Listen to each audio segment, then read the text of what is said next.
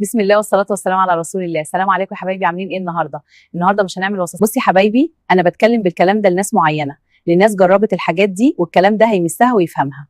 لان زي ما في ستات طيبه كتير قوي وما بتدققش في حقوقها عيب، فيك عارفه كويس قوي حقوقها ايه وما بتخليش اي حد ايا كان مين هو يجي عليها. بصي لما تيجي تفرحي خلي الفرح ياخد معاكي وقته، وحاولي تطولي الفرح على قد ما تخلي حياتك سعاده، لان الفرصه دي ما بتجيش كتير. عارفين احنا ايه مشكلتنا اننا لما حاجه بتزعلنا بنفضل ماسكين في الزعل والحزن ونفضل نموت في نفسنا بالبطيء واحنا مش داريين. اسمعوا الكلمتين دول من ست عدت بكل الحاجات دي ودلوقتي في مرحله الندم، ندم على عمرها اللي راح في الزعل والحزن.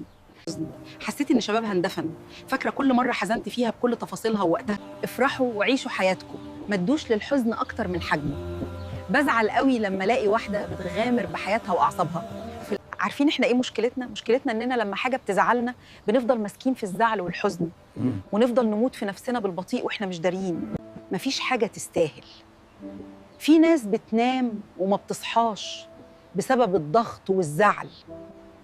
هوني على نفسك يا قلب امك، عمرك ما تصعبي على حد، حتى اللي انتي فاكراهم حبايبك.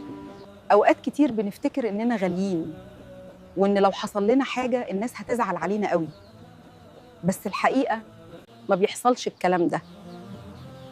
يبقى نفكر في نفسنا شويه ونرحمها من العذاب.